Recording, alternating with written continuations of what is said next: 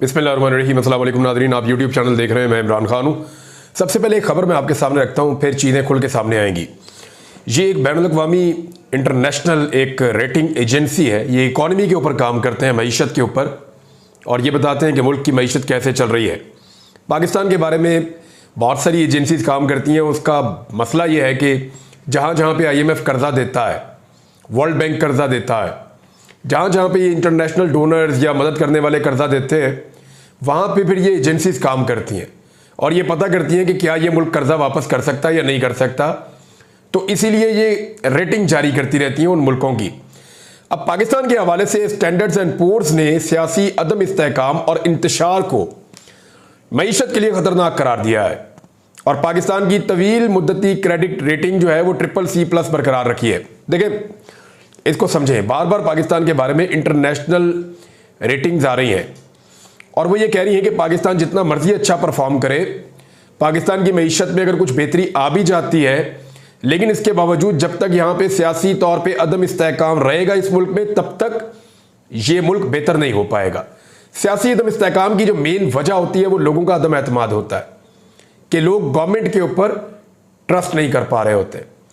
अब जरा एक चीज पे हमें गौर कर लेना चाहिए, पहले समझ लेना चाहिए। बाज़ औक़ात आपको ऐसी रेटिंग्स मिलती हैं इंटरनेशनली बैनुल-अक़वामी इदारों की तरफ से कि आपको लगता है कि आपके मुल्क की मईशत बेहतर सिमत में जा रही है। तो याद रखिएगा कि अगर कोई मुल्क अपने लोगों का ज्यादा खून निचोड़ रहा है, अपने लोगों से ज्यादा टैक्सेस ले रहा है, अपने लोगों को ज्यादा दबाव में डाल रहा है, उनका खून पसीने की कमाई के अंदर से बड़ा हिस्सा निकाल रहा है और वो मुल्क जमा करता चला जा रहा है, तो उसकी मईशत के लिए बेहतर है। लेकिन उस मुल्क के जो रहने वाले लोग हैं उनकी मईशत के लिए बेहतर नहीं है। ये दो अलग अलग चीजें हैं, इन्हीं के अंदर बैलेंस क्रिएट करना होता है। लोग खुशहाल होंगे, मुल्क खुशहाल होगा। एक फॉर्मूला ये है, एक ये है कि मुल्क के पास पैसे बढ़ते चले जाएं और लोग खुशहाल ना हो। यानी एक मुल्क है, उसके अंदर से तेल निकलता है, बहुत ज्यादा पैसा है उस मुल्क के अंदर, मादनियात है उस मुल्क के अंदर, और उस मुल्क के लोग जो हैं वो गरीब जिंदगी गुजारते हैं, वहां रूल ऑफ लॉ नहीं है, हालात बुरे हैं, लोग खुश नहीं है, लेकिन फिर भी वो मुल्क सस्टेन कर सकता है। बहुत सारे मुल्क दुनिया में ऐसे हैं। लेकिन जिन मुल्कों के अंदर लोग कमाते हैं और मुल्क उनमें से हिस्सा लेता है, उनकी कमाई में से टैक्स के तौर पे, वहां पे फिर एक बैलेंस क्रिएट करना पड़ता है। तो पाकिस्तान में अनफॉर्चुनेटली इस वक्त हुकूमत जो पैसा इकट्ठा कर रही है वो गरीबों की जेब पर डाका डालकर इकट्ठा कर रही है। यानी 2100 अरब रुपया तो हम दे रहे हैं सिर्फ IPPs को कैपेसिटी पेमेंट की मद में। जो बिजली कभी बनी नहीं उसका पैसा हम 2100 अरब रुपया हम भर रहे हैं। इसी तरह हुकूमत रोजाना जो है वो लोकल बैंकों से बहुत बड़े पैमाने पे कर्जा भी ले रही है। उसका रीजन मैं आपको बताता हूं बाद में जाकर। लेकिन ये जो सियासी अदम इस्तेहकाम है, ये खत्म करना इस वक्त हुकूमत के लिए बहुत जरूरी है। सियासी अदम इस्तेहकाम खत्म कैसे होगा? हुकूमत के पास फार्मूला क्या है? देखें, हुकूमत के पास दो तीन चीजें उनके दिमाग में, उन्हें लगता है कि वो पैसे इकट्ठे करके, पैसे लेकर, कुछ बाहर से मांगकर, कुछ अंदर से मांगकर हुकूमत अपना निजाम चला लेगी और चंद महीनों के अंदर, यानी उनका पहले एस्टीमेट ये था कि इमरान खान साहब की हुकूमत जब गिरेगी तो मईशत तो काफी बेहतर है। इमरान खान साहब जो ग्रोथ है वो बड़ी जबरदस्त छोड़कर गए थे, 6% तक पाकिस्तान ग्रो कर रहा था। इसके अलावा इमरान खान साहब जो है वो खजाने के अंदर पैसे भी अच्छे खासे छोड़कर गए थे, रेमिटेंसेस भी बहुत बड़ी हुई थी, पेट्रोल की, बिजली की, डीजल की कीमतें भी कंट्रोल में थी और चीजें काफी बेहतर थी इमरान खान साहब के दौर में। तो ये जो हुकूमत बनी, इनको लगा ये इससे कुछ और बेहतर करेंगे और इमरान खान साहब की सियासत हमेशा के लिए खत्म हो जाएगी। लेकिन हुआ ये कि इमरान खान साहब को जब निकाला तो लोगों का रद्द-ए-अमल इतना ज्यादा आया कि ये समझ ही नहीं पाए और लोगों ने अदम एतमाद कर दिया आने वाली गवर्नमेंट पे। उसका नाम रखा था इंपोर्टेड गवर्नमेंट। उसके ऊपर लोगों का अदम एतमाद हो गया। लोगों के अदम एतमाद की वजह से लोगों ने पैसा निकाला, सरमाया निकाला, कारोबार ठप होना शुरू हो गया, नौकरियों से लोग फारग होना शुरू हो गए और आहिस्ता आहिस्ता इनके पास कोई हल नहीं रह गया कि ये बाहर से पैसा मांगे। फिर ये मजबूर हो गए IMF की सख्त तरीन शराइत के ऊपर मानने के लिए। अब IMF से पैसे लेने थे, ये IMF की शराइत मानते गए, लोकल बैंकों से उधार लेते गए, IMF की शराइत मांगते गए, तो पाकिस्तान में महंगाई भी बढ़ती गई, आम आदमी की हालत बुरी होती चली गई। इन्हें लगा कि इस मरतबा तो हमारे पास मैंडेट चलो नहीं था, हमने इमरान खान को धोखा दिया, हम इक़्तिदार में आ गए। तो फिर एक निगरान हुकूमत लाई गई। निगरान हुकूमत से यह तवक्को थी कि वो क्योंकि निगरान है, उनसे लोग नफरत नहीं करते जैसे PDM की जमातों से करते हैं, लिहाजा निगरान काबिल कबूल हो जाएंगे और वो कुछ अरसे के अंदर एक ऐसी सिनेरियो क्रिएट कर देंगे पाकिस्तान में कि मईशत ठीक हो जाएगी। फिर निगरानों को टेस्ट किया गया हुआ ये कि निगरानों ने बजाय इसके कि वो सिर्फ अगर मईशत में तवज्जो देते तो शायद लोगों के लिए काबिल कबूल होता, उन निगरानों ने पाकिस्तान तहरीक इंसाफ के ऊपर जो है वो जुल्म और सितम के पहाड़ तोड़ना शुरू कर दिए, चाहे पंजाब में हो, केपी में हो, सिंध में हो, बलूचिस्तान में हो या वफाक में हो। तो वो जो नफरत थी पीडीएम से वो शिफ्ट होकर निगरानों पे भी चली गई, लोगों का एतमाद फिर बहाल नहीं हुआ। बड़े पैमाने पे जो हुनरमंद थे, जो कारोबारी लोग थे, वो पाकिस्तान छोड़ छोड़कर बाहर जाना शुरू हो गए। पाकिस्तान की मईशत मजीद डाउन होना शुरू हो गई। IMF से आपको फिर पैसे लेने थे, मुश्किल शराइत दोबारा आ गई। अब मामला यह है कि एक इलेक्शन की तरफ पाकिस्तान चला गया। इलेक्शन से पहले यह असेसमेंट की गई थी कि इमरान खान साहब और उनके हमायती इलेक्शन हार जाएंगे। इसका पूरा बंदोबस्त भी किया गया था, बल्ले का निशान छीन लिया गया, लेवल प्लेइंग फील्ड खत्म कर दी गई, हर किस्म के हथकंडे किए गए, जो बंदे जीतने वाले थे उनसे पार्टी छुड़वा दी गई। सारा कुछ करके देख लिया, इमरान खान साहब फिर इलेक्शन में सबसे बड़ी पार्टी बन के आ गए, बल्कि वो 2/3 अक्सरियत से ज्यादा ले गए। लेकिन फिर फार्म 47, एक जाली फार्म 47 के ऊपर एक हुकूमत बनाई गई, और जो हुकूमत बनाई गई उनके बेचारों के पास 30 भी MNA नहीं थे, लेकिन जैसे तैसे करके उनके इतने सारे बढ़ा के थोक के हिसाब से उनको MNA दिए गए, पीपल्स पार्टी को भी, PMLN को भी, MQM को भी इकट्ठा करके एक हुकूमत बना दी। अब वो हुकूमत बन गई तो हम वापस चले गए अप्रैल 2022 में। जब अप्रैल 2022 में लोगों ने कहा कि हुकूमत तो इमरान खान की क्यों छीनी, अब लोगों ने कहा जी हुकूमत तो हमने दी थी इमरान खान को, वोट उसको डाला था, ये कहां से आ गए। फिर बदएतमादी पैदा हो गई। तो फिर ये फॉर्मूला था कि 1, 2, 3 महीने में लोग ठंडे पड़ जाएंगे, इमरान खान साहब भी ठंडे पड़ जाएंगे, हर तरफ सुकून हो जाएगा, बजट के बाद चीजें ठीक हो जाएंगी। लेकिन चीजें ठीक नहीं हो रही, बल्कि फ्रस्ट्रेशन पाकिस्तान में बढ़ रही है, बेचैनी पाकिस्तान में बढ़ रही है। उसके ऊपर एक स्टेटमेंट है मुफ्ती तकी उस्मानी साहब का। इनसे लोगों ने बड़ा शिकवा किया कि आप इतने बड़े आलम हैं, इतने बड़े मुफ्ती हैं, इस सिचुएशन पे आपको बोलना चाहिए। इद्दत वाले केस पे लोगों ने इनको बहुत कहा कि इनको बोलना चाहिए। दीगर बातों पे मुफ्ती साहब को लोग बार बार कहते रहे कि सर आप बोलिए, आपका रोल है हर चीज़ के अंदर, पाकिस्तान कहाँ से कहाँ पहुँच गया। तो बिलाखिर मुफ्ती उस्मानी साहब ने जो है, तकी उस्मानी साहब ने एक स्टेटमेंट दिया है, वो स्टेटमेंट मैं आपके सामने रख देता हूँ। उसका एक हिस्सा उन्होंने कहा कि ये समझ लीजिए कि किसी शख्स को या किसी इदारे को एक हद तक ही दबाया जा सकता है, एक हद ऐसी आती है कि जिसके बाद वो दबना कबूल नहीं करता। मुझे डर लगता है कि कहीं वो हुकूमत के और फौज की तरफ से इन इकदामात के नतीजे में वो हद ना आ जाए। ये मुफ्ती तकी उस्मानी का पाक फौज के तर्जुमान के बयान पर रद्द अमल। यानी मुफ्ती तकी उस्मानी ये कह रहे हैं कि दबाव एक हद तक डालिए, दबाव बहुत बढ़ता चला जा रहा है, इससे आगे जब दबाव बढ़ेगा, मैंने इसको पढ़ा, सोशल मीडिया भी मुझे ये मिला, मैंने फिर उनका ये बयान सुना भी, लेकिन रद्द अमल उनका किस बारे में था ये साको सवाक मुझे आइडिया नहीं है। लेकिन उन्होंने ये कहा कि दबाव एक हद तक डालना चाहिए हुकूमत को और फौज को। अगर ये ज़्यादा इकदामात होंगे, ज़्यादा दबाव बढ़ेगा, तो फिर हो सकता है लोग दबाव कबूल ना करें और एक नई सूरत हाल से हम दो चार हो जाएं। तो मुफ्ती साहब भी ये कह रहे हैं। अब हुकूमत को ये लगता था कि इमरान खान साहब और पब्लिक जो है वो आहिस्ता आहिस्ता ठंडे हो जाएंगे और हमारी हुकूमत को मकबूलियत मिल जाएगी, लोग कहेंगे जी ठीक है। इसी चक्कर में ये हुकूमत जो है, यानी 3-4 चीज़ें अपने दिमाग में रख के बैठी हुई थी इलेक्शन के बाद, जाली हुकूमत बनाने के बाद। एक इनके दिमाग में यह था कि तहरीक इंसाफ अपनी मकबूलियत खो देगी, वो तो हुआ नहीं। दूसरा यह था कि मुल्क की मईशत में कुछ सुधार आ जाएगा, वो भी नहीं इनसे हो सका। फिर इनका ये है कि किसी तरह करके कुछ भी करके हम कर्जा लेके चलाते रहते हैं, टाइम गुजरता जाएगा, लोग आहिस्ता आहिस्ता ठंडे हो जाएंगे। तो वो जितना कर्जा लिया वो भी चढ़ गया। यानी 45 दिनों में इन्होंने जो कर्जा लिया वो 72 अरब रुपए रोजाना के हिसाब से लिया, यानी 3231 अरब रुपया इन्होंने कर्जा ले लिया। इतना बड़ा कर्जा इन्होंने लिया जो 11 अरब डॉलर से ज्यादा बनता है सिर्फ 45 दिनों में। IMF से भी इन्होंने एक मुश्किल तरीन डील कर ली, लेकिन इसके बावजूद मुल्क में स्टेबिलिटी नहीं आ रही, बल्कि पाकिस्तान तहरीक इंसाफ जलसा करना चाहती है, ये करने नहीं दे रहे। ये जो इनका खौफ है ना, यही असल प्रॉब्लम है। जब तक इमरान खान से डरते रहेंगे, तहरीक इंसाफ से डरते रहेंगे और उसके मुकाबला करने का नहीं सोचेंगे, तब तक इनके हालात ऐसे ही रहेंगे। देखिए, एक जलसा इमरान खान की पार्टी को नहीं करने देते, प्रॉब्लम क्या है, करने दे, कोई फर्क नहीं पड़ता। बाकी पार्टियां भी जलसे करती हैं, इमरान खान को भी करने दे। ये मरीम नवाज ने जलसे किए हैं, नवाज शरीफ ने जलसे किए हैं, अभी तरीके लबैक वाले आए, वो जलसा भी किया, धरना भी किया, क्या फर्क पड़ा। जमात इस्लामी ने इतने जलसे किए, धरना भी देकर बैठे हुए, कोई फर्क नहीं पड़ा। फजलुर रहमान साहब जलसे करते हैं, धरने देते हैं, कोई फर्क नहीं पड़ा। तो पाकिस्तान तहरीक इंसाफ अगर जलसा कर लेगी तो क्या होगा, 2-4-5 लाख लोग इकट्ठे हो जाएंगे, वो आएंगे, जलसा करेंगे, अपनी बात करेंगे, उनका मैसेज पूरी दुनिया में जाएगा, इदारों को, पाकिस्तान के अंदर सारे महकमों को, पाकिस्तान की हुकूमत को, पाकिस्तान की आवाम को सच पता चलेगा कि जनाब कौन कितने पानी में है। इससे और कोई फर्क तो नहीं पड़ेगा। और अगर होगा भी तो पाकिस्तान एक नए इलेक्शन की तरफ चला जाएगा।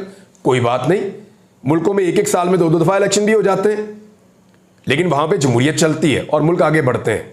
ये कोई अजीब चीज नहीं है जो दुनिया में पहली दफा होने जा रही है। तो जब तक तहरीक इंसाफ से, इमरान खान से डरते रहेंगे, तब तक इस मसले का कोई हल नहीं निकलेगा। अब प्रॉब्लम जो है वो काजी फायद ईसा साहब वाले मामले पे आ गया।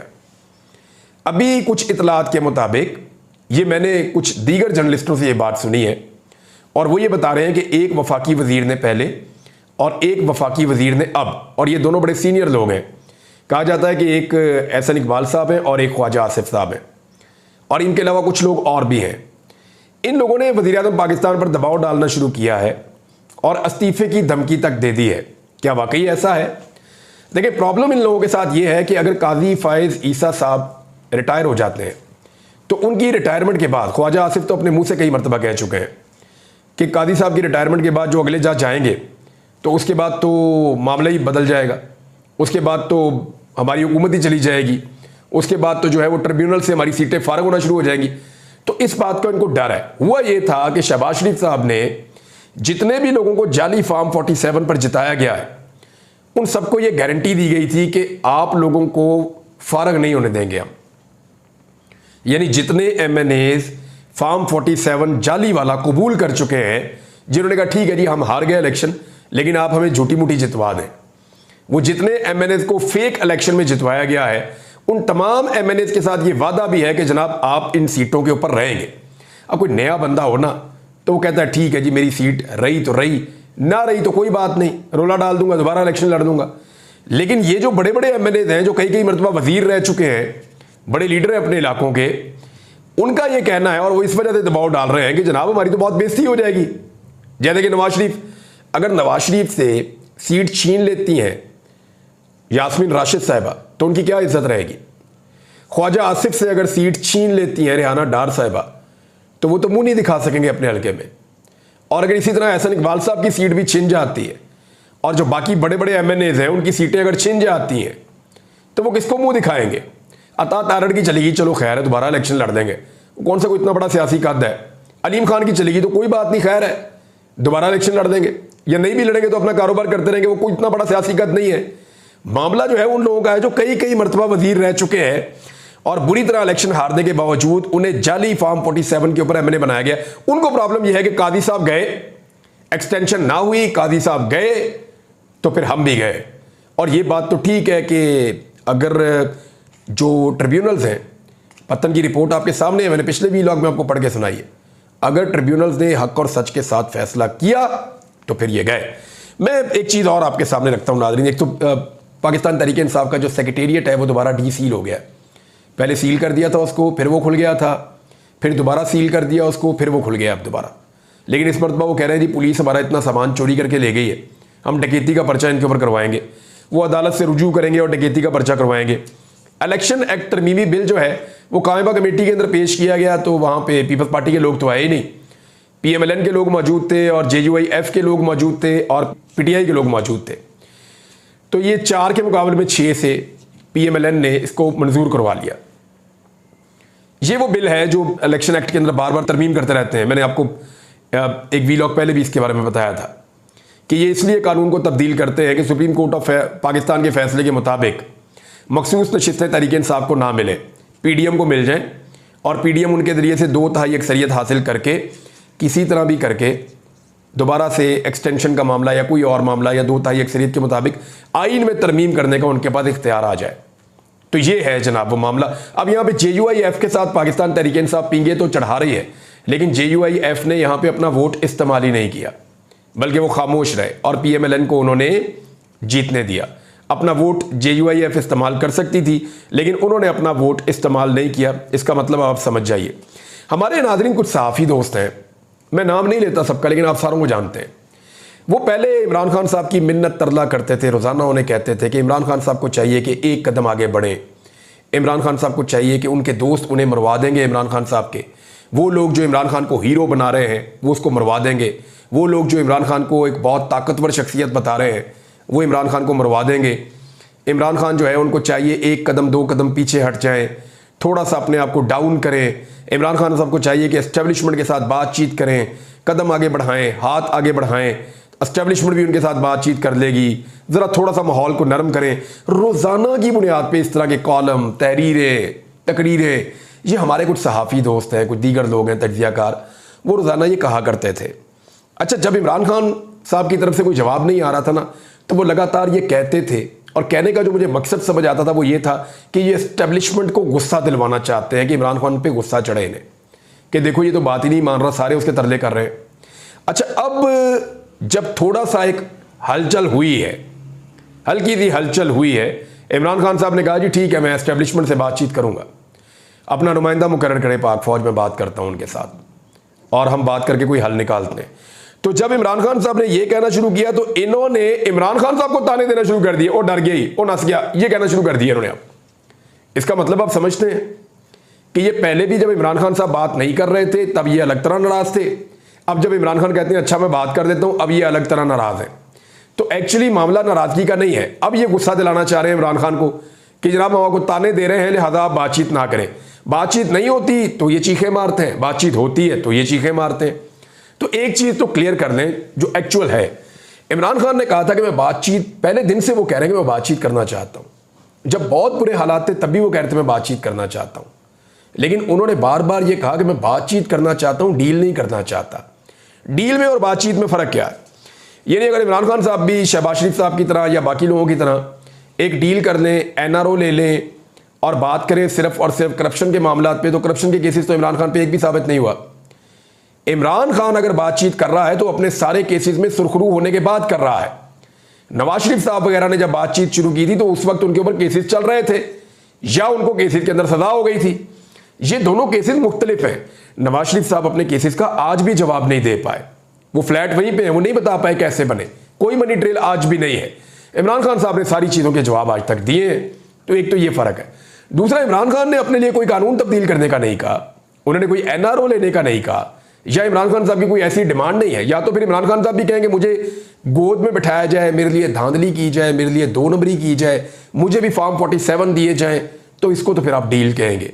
लेकिन अगर इमरान खान साहब बातचीत ये करते हैं कि मुल्क को आगे बढ़ने देते हैं, अदालतें फैसले कर लें, कि ट्रिब्यूनल देख लें कि सीटें किसकी हैं, हमारी होंगी तो हम हुकूमत में आ जाएंगे, और अगर इनकी हैं तो फिर ये हुकूमत करते रहें, हमें लेवल प्लेइंग फील्ड दे दें, हमें आज़ादी इज़हार राय दे दें, और हमारा मैंडेट हमें वापस मिलना चाहिए।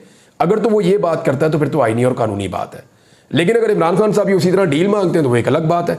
लेकिन ये लोग जो शोर मचा रहे हैं, इसका मतलब क्या है? इसका मतलब यह है कि इमरान खान साहब खड़ा हो तब इनको एतराज है, वो बैठ जाए इनको फिर एतराज है। तो इन्होंने कभी भी ये बाजा बंद नहीं करना। तो मेरे ख्याल में पॉलिटिकली इमरान खान साहब को जो चीज़ बेहतर लगती है वो उन्हें करनी चाहिए। लेकिन एक चीज़ मैं क्लियरली बता दूं, अगर ये तासुर आया या ये हुआ कि इमरान खान ने उस तरह डील की है, बातचीत नहीं की, डील की है, जैसे नवाज शरीफ ने की, जरदारी साहब ने की, बेनज़ीर भुट्टो साहब ने एनआरओ किया था, जैसे शहबाज शरीफ ने की, तो फिर इमरान खान साहब की सियासत जो है उसको बहुत बड़ा डैमेज होगा।